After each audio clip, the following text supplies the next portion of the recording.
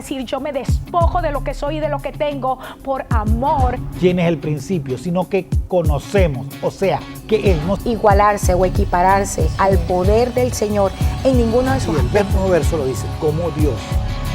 Dios.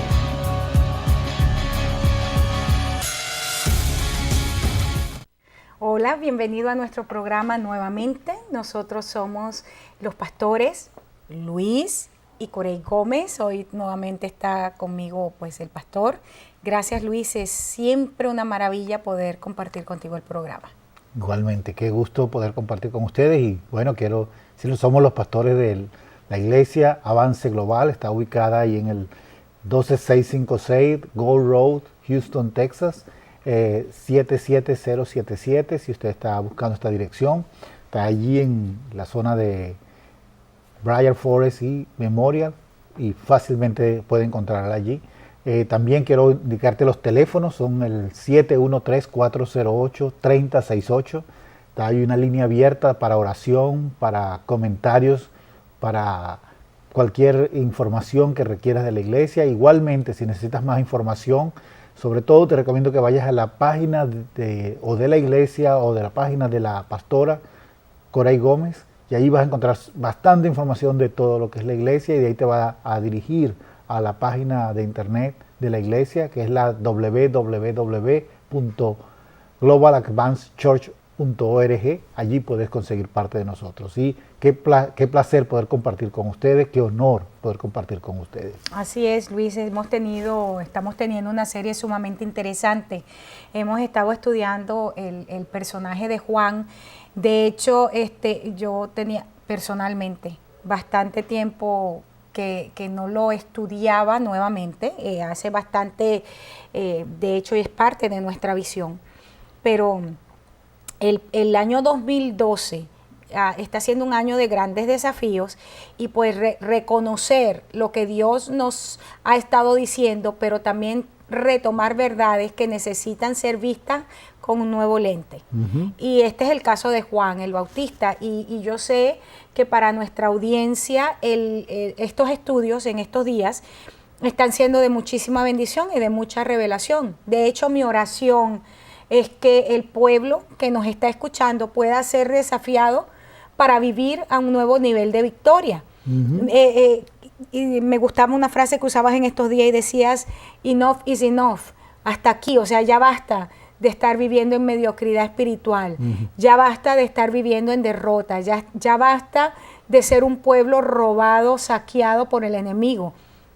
Este es un tiempo que Dios está permitiendo que nosotros vivamos para poder no solamente vivir en toda la dimensión de la gracia y de la victoria que Él ganó para nosotros, pero también es un tiempo donde nosotros como pueblo de Dios necesitamos avanzar triunfantes, con paso firme. Amén. Y que el reino de Dios sea conocido y que nuestro Señor sea reconocido, que toda lengua, que toda nación reconozca que Jesucristo es el Señor. Sí, esto es una de las cosas que a mí me gusta hablar de Juan el Bautista por la pasión que demuestra Juan. Así es. Un hombre con un carácter muy fuerte, era imprescindible, pero no solamente era carácter, porque hay mucha gente con carácter pero sin pasión. Personalidad. Tienen personalidad pero no tienen la pasión para meterse. Fuerte, ajá. Pero Juan el Bautista le pone pasión a su obra y por lo tanto hace una transformación, y es por eso el personaje que hace la transición entre dos pactos. Él es el final, él es el personaje final del antiguo pacto. Así es. Pero el antiguo pacto continúa en práctica, aunque ya cesó de parte de Dios, y entra el nuevo pacto. El que sella el fin de ese pacto es Juan el Bautista. Y cuando hace esto, lo hace de una forma tal, demostrando que las tradiciones que habían tomado la iglesia, las prácticas que había tomado, eran totalmente sin vida. Eran prácticas que estaban sacando a Dios, el dador de la vida, de la práctica eclesiástica. Y es por eso que cuando vemos el paralelismo entre la vestidura de Juan el Bautista y la vestidura de los sacerdotes, entendemos un paralelismo diciendo que esta estructura está rota. Es por eso que Jesucristo dice, no puedes echar vino nuevo en odres viejos. ¿Por qué? Porque el vino nuevo va a empezar a producir muchas cosas que van a estirar, porque al empezar a fermentarse, empieza a bombarse, porque empieza a generar ciertos gases. Y el odre tiene que tener la capacidad de ser elástico. Las estructuras viejas, las vestiduras viejas hablan de estructuras antiguas tan roídas y tan inelásticas que van a romperse y van a deshacerse por el vino y se va a perder todo lo que Dios está soltando y la estructura que existía. Entonces por eso Dios está diciendo aquí, es necesario cambiar, y por eso le cambia y le coloca un cinto o una correa de piel o de cuero de camello, o de cuero. De cuero, y dice que rodeaba sus lomos, y en esa parte quedamos el día de ayer. Ayer estábamos viendo qué implicaba el hecho de que estaba vestido de pelo de camello, y decíamos que esto tenía que ver, el camello es la palabra hebrea gamal, que tiene que ver con el que lleva la carga, pero la parte el pelo es una palabra hebrea también, katar, que significa abrirse paso a la fuerza. Y una de las cosas, pensando un poco en esto, tiene que ver, Luis, con que la revelación se entrega solamente a gente que tiene la capacidad para llevar la carga, el peso de la obra de Dios en un tiempo como este. Y si pensamos, fíjate que esto no es un orden que solamente ocurre allí, porque vámonos al caso de la tribu de Isaacar. Cuando leemos la bendición de la tribu de Isaacar, sobre la tribu de Isaacar, la bendición que le da Moisés, dice que ellos pusieron su hombro para llevar la pesada carga. Y no, entonces no es por casualidad que son la tribu de la revelación. Son la tribu que conocía y que conoce los tiempos y recibe las estrategias de Dios para que puedan enfrentar el tiempo que se les presenta. Entonces dice la Biblia que Israel seguía los dichos de la boca de sus hermanos de Isaacar, pues, porque ellos conocían los tiempos. Pero entonces la revelación es un distintivo en gente que tiene la capacidad para llevar la carga de otro. Y en este caso encontramos a un Juan, que volvemos a usar la frase, un indicador profético, un elemento profético, que no está para ser servido, no está para colocarse al lado de los reyes por popularidad, ni estar políticamente correcto, sino que tiene la capacidad para enfrentar al pueblo con un mensaje, pero no enfrentarlo desde un corazón de condenación, sino un corazón de amor, porque en Juan había amor por el pueblo. Recordemos que la unción sacerdotal implicaba amar al pueblo, no era un ritual. Y Juan amaba a Israel. Juan por eso podía llevar la carga espiritual, porque amaba al pueblo, pero justamente el mismo amor que había en su corazón era lo que le habilitaba para confrontarlos y decirles, esta es la condición en la que están. Por eso tienen que arrepentirse, porque el reino de los cielos está abriéndose paso. Y tienen que producirse cambios. Y esto, por supuesto, contradice las enseñanzas que tenemos en la iglesia del tiempo presente. La gente piensa que el que te ama es el que no te dice nada. La gente piensa que una iglesia donde hay mucho amor es una iglesia donde no se te confronta con el pecado. O se pasa por alto lo que has hecho y se hace de la vista gorda, para usar las expresiones típicas de donde uno dice, bueno, yo no quiero hablar de eso en este momento. No, yo no voy a tocar esa situación. No toquemos esa situación porque queremos ser más espirituales que Dios. Sí, entonces, lo que estás diciendo me establece a mí una característica específica que está sonando mucho en este tiempo. En este tiempo, mucha gente que hasta irrespetuosamente se refiere a lo que Dios está haciendo. Yo he visto predicadores en los diferentes canales de televisión que, por ejemplo, toman una Biblia y la ponen en el medio y dicen, el que pase esta Biblia usted va a ver que no va a poder caminar. Y cosas, puros monos. Y cosas de ese estilo. Y yo creo que lo importante no es mencionar nombres, sino mencionar el principio. Lo importante es decirte, el Espíritu Santo está levantando una iglesia que probablemente no es la iglesia más poderosa financieramente, ni porque es la más grande, por la cantidad de gente que asiste allí. Pero sí es la iglesia donde el poder de Dios se demuestra en las cosas que debe demostrarse. Amén. Juan el Bautista no se refleja, no se cuenta ni siquiera un solo milagro en la palabra. Yo creo que hubieron milagros por manos de Juan el Bautista. porque creo que Dios le dio poder, pero no están reflejados en la palabra. Y eso es a propósito. Entonces, ¿por qué? Porque la que Dios estaba planteando y lo que quiere enfatizar en este tiempo, que la gente tiene que creerle a Dios, creer la palabra que Dios está diciendo y creer a Dios de una forma tal donde el humanismo como tal, que ha sido, que es el Dios que ha tomado el siglo XXI, donde la gente quiere, es el placer por encima de cualquier cosa, donde están endiosando el placer, y si no produce placer, aún yo he escuchado estudiantes de seminario decir, oh, si esto no produce placer, entonces ¿por qué lo vamos a hacer? Tiene que ser... Si no lo podemos disfrutar, entonces ¿para qué Sí, tenerlo? entonces cuando no es, o sea, Dios no es un Dios que se cimienta solo en el placer, lo primero de Dios es el propósito. O sea, cuando Dios hizo al hombre, lo hizo para su gloria, lo hizo para que él pueda tener más hijos. Lo hizo para, le está dando un propósito específico, y el propósito no es algo hedonista, es algo que va más allá, es crear su reino y traer su reino a la tierra, traer su autoridad y su poder a la tierra. Su dominio. Entonces, esta particularidad nos hace ir a lo que es su cinturón. Cuando entramos, Dios le dice, Dios establece y le da el modelo específicamente, y quiero decir esto porque la vida de Juan el Bautista es un modelo profético, y todo lo que está haciendo a Juan es un modelo profético, del hecho de predicar desde el desierto. La iglesia que está presentando el evangelio en este momento está predicando desde el desierto. Probablemente la iglesia que tiene menos dinero, la iglesia menos poderosa, pero es la iglesia menos poderosa desde la perspectiva humana. Pues estoy tratando de referirme a eso, y gracias porque haces la aclaratoria.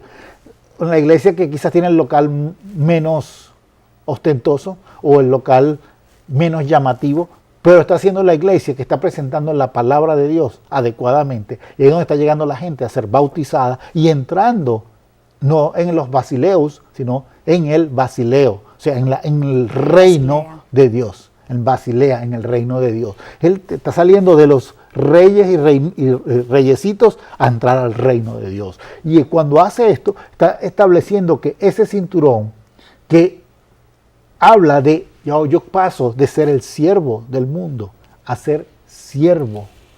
Porque es que recuerda que en Efesios, cuando se nos habla de la armadura, qué interesante cuando dice que el cinto de la verdad, el cinturón de la verdad. ¿Y qué era lo que hacía el cinturón? Sujetaba toda la armadura para que todo calzara adecuadamente.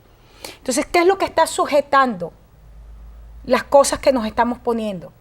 Si nosotros no estamos fundamentados en la verdad, y la verdad no es una doctrina, lo hemos dicho miles de veces, la verdad es una persona.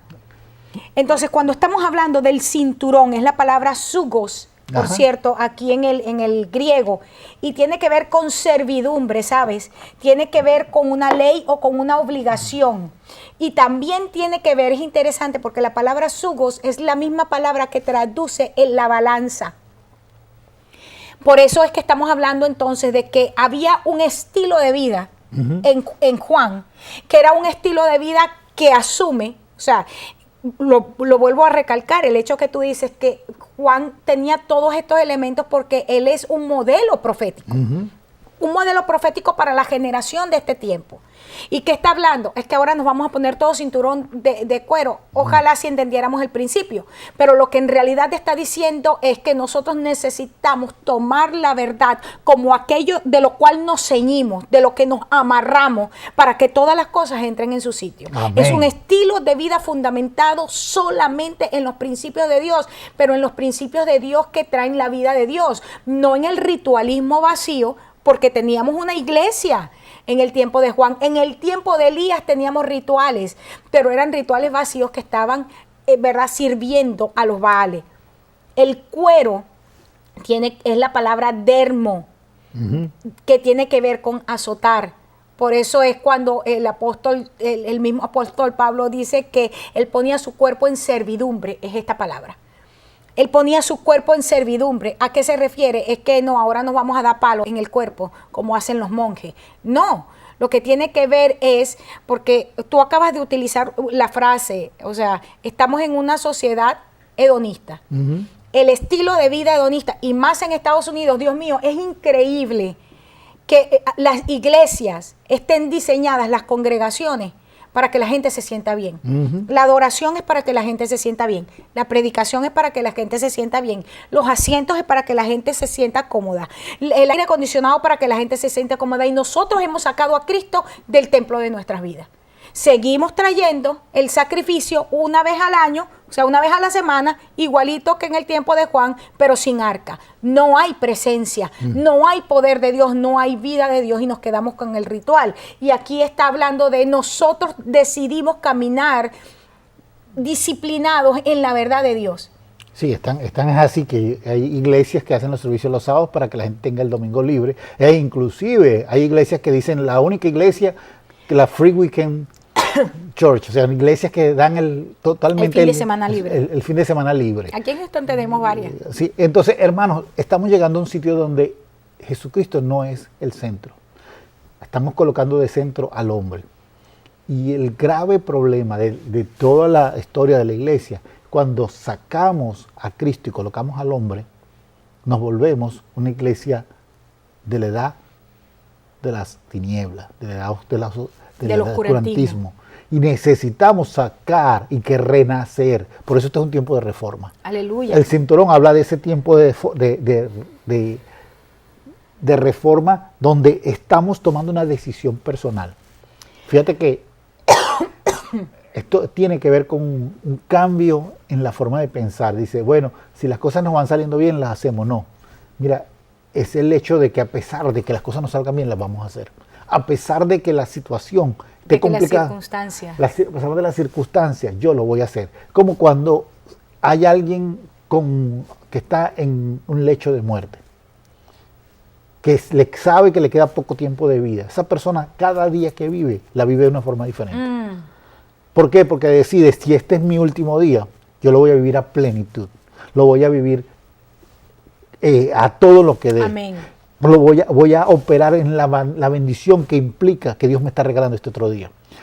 Muchos de nosotros tenemos que ir y plantearnos esto, cómo yo estoy viviendo la vida. Estoy viviendo la vida para aprovechar al máximo todo lo que Dios me está dando, el tiempo que Dios me está dando, las oportunidades que Dios me está dando. Cuando me pongo el cuero estoy decidiendo aprovechar al máximo la oportunidad. Por eso Efesios dice, aprovechando bien el tiempo, porque los días son malos, aprovechando bien la oportunidad, la palabra kairos ahí, que es tiempo de Dios, es la oportunidad que Dios me está proveyendo para esto, no como necio, sino como sabio, o sea, cambiando la mentalidad, bueno, voy a pasar jugando el jueguito porque para matar el tiempo, cuando no, es el tiempo de decir cómo yo puedo mostrar la gloria de Dios donde estoy, cómo puedo yo revelar a Jesucristo en ese lugar donde Dios me ha colocado, cómo puedo ver que la gente no vea lo que es esta persona, sino lo que es la persona de Cristo en mí y sobre mí. Amén. El Espíritu Santo que viene sobre mi vida y lo puedo proyectar en una forma tal que la armadura me reviste, no para revestirme solamente como el hecho de protección, sino como el hecho de demostrar al mundo que estoy vestido de Jesucristo. Es un tiempo diferente, es un tiempo nuevo, donde es necesario hacer esto. ¿Por qué? Porque, hermanos, mira, nosotros tenemos, él dice que se colocaba esto para que sus lomos, dice, tenía un cinto de cuero alrededor de sus lomos. Y hay otras palabras anteriores que probablemente tú las vas a tomar, pero me gusta la palabra lomos porque tiene que ver con el poder creativo o procreativo. Exactamente. Siempre que hablamos de lomos, cuando se hablaba hablábamos, uno siempre piensa en la parte del abdomen. Pero lo interesante es que se está refiriendo aquí a toda la parte vital. Exacto. O que produce vida. Que produce vida. El Señor, la Biblia también lo llama, dice Jesucristo es la vida. Dice, Él es el camino, la verdad y la vida. Muchos de nosotros ponemos a un lado este detalle de que Él es vida. De hecho, Él dice que Él tiene vida y la da en abundancia. Cuando habla de esto, nos está diciendo que cuando nosotros tenemos la verdad de Cristo, nosotros tenemos vida. Y tenemos la vida, no solamente un pedacito de vida, la vida que tenemos, sino es una vida que debe producir vida. Por eso ya el apóstol, cuando habla en 1 Corintios, esa carta tan magistral, esa declaración tan magistral del capítulo 15, que dice que el viejo Adán era un alma viviente, pero el segundo Adán es un espíritu vivificante. Amén. Y nos hace y nos lleva a que cada creyente sea un espíritu vivificante. Por lo tanto, nosotros tenemos que revestirnos de este cinturón que habla de una decisión, de yo voy a moverme en el orden del segundo Adán. Y fíjate esto, sabes que justamente parte de la vestidura del sacerdote era el cinto de oro. Uh-huh. Y me llama la atención que justamente Juan, Elías también, ambos tienen es un cinto de cuero que tiene que ver con la parte de la disciplina, que tiene que ver con el poner el cuerpo bajo sujeción, las emociones bajo sujeción, los apetitos bajo sujeción. Y cuando estamos hablando, porque fíjate Luis, que aquí esto es una de las cosas claves, decía en el programa de ayer que el cinto de cuero alrededor de sus lomos, la implicación tenía que ver con la vida disciplinada que tenía Juan por decisión personal, que estaba fundamentada en la verdad y en la justicia. Y esto era lo que le habilitaba para producir hijos de Dios. Hijos de vida, hijos del reino, traer verdaderos hijos al Padre. Y yo te decía, ¿dónde está la clave? Porque ¿quiénes son tus padres espirituales? Porque va a haber, cuando Jesús dijo, ustedes son de vuestro padre el diablo, por ejemplo. O sea, que aún aquellos que están en el orden malacos están produciendo hijos. Pero ¿hijos para quién? ¿O qué tipo de hijos? Entonces, hay gente que le afecta muchísimo este punto, porque va directamente a lo que es su esencia. ¿Por qué los hijos espirituales de Juan, viéndolo ya no como el orden, o no como el personaje histórico, pero como el orden profético? ¿Por qué eran hijos de reino? Porque simplemente ese poder reproductor estaba ceñido con la verdad. Cuando el Hijo de Dios, o sea, cuando lo que viene a nacimiento, viene por el orden de la verdad. Volvamos al hecho de concebir, cuando no fue por casualidad que Dios une un Zacarías con una Elizabeth. No es por casualidad que Dios recuerda el pacto. Ese es el matrimonio que hay allí. Y utiliza entonces el recordatorio del pacto. ¿Qué es lo que hacemos en la cena del Señor? Recordar el pacto. Es exactamente lo mismo. Hay un matrimonio aquí cuando nosotros tenemos la comunión, que no es el de tomar el vino y comernos el pancito. Ese es el símbolo de lo que es lo verdadero. ¿Verdad? Por eso es que muchos duermen, por eso es que muchos están muertos, porque no entienden, no disciernen ni el cuerpo ni la sangre de Cristo. Pero en ese matrimonio que existe entre Zacarías y Elizabeth, se produce un Juan, la misericordia de Dios, un Dios de misericordia que entra en acción.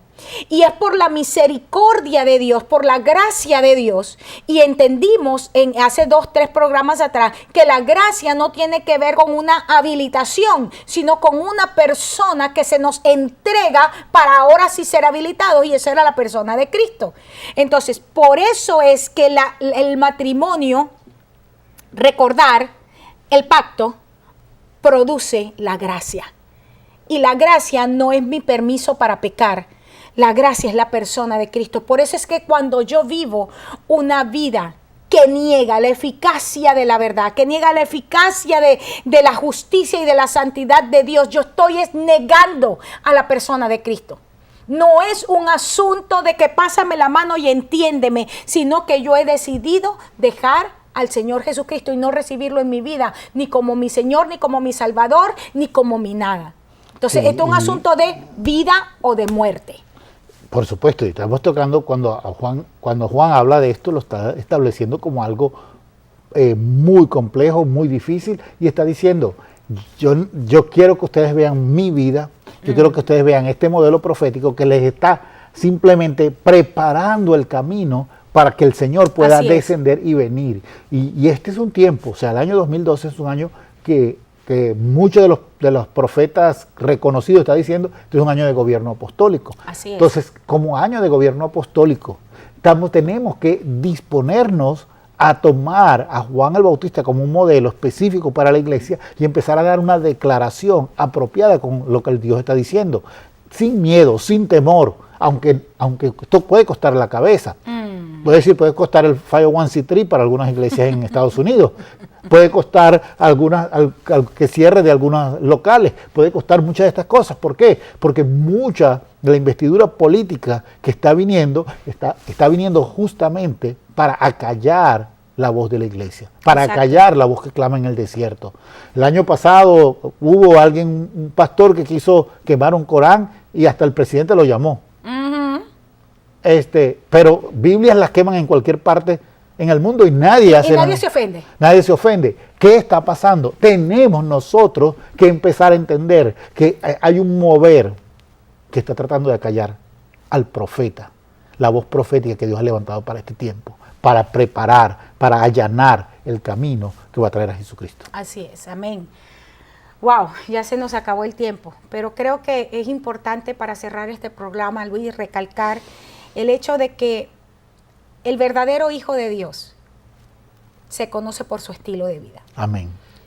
Prediquen lo que prediquen en la congregación donde tú estás, te guste o no te guste, lo aceptes o no lo aceptes, el estilo de vida marca quiénes somos. Y no estamos hablando de rituales religiosos vacíos, que si te pintas o no te pintas, que si te pones pantalón o no te pones pantalón.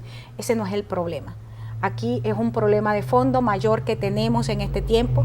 Tenemos corrupción, contaminación, adulterios, fornicaciones, sinvergüenzura en la iglesia como nunca antes. Y la gente, entonces cuando tú predicas con la unción Juan, se ofenden. Pero quiero terminar diciendo, como dijo Jesús, bienaventurado el que no encuentra tropiezo. Otra versión, bienaventurado el que no encuentra ofensa en esta palabra. Así es que, wow, gracias Luis por poder compartir conmigo. Apenas yo pensé cuando empezamos la serie que sería una serie de 4 o 5, no, va a ser una serie un poco más larga, pero quiero invitar a nuestra audiencia a seguir con nosotros porque va a ser un tiempo muy interesante, lo que nos resta de programa. Quiero declarar en el nombre de Jesús que cada palabra que sale de la boca de Dios te sustenta y te hace crecer. En el nombre de Jesús te invito para que nos sigas sintonizando. Te espero. Dios te bendiga y Dios te guarde. Lucha hasta que veas el propósito de Dios. Que hemos tenido una relación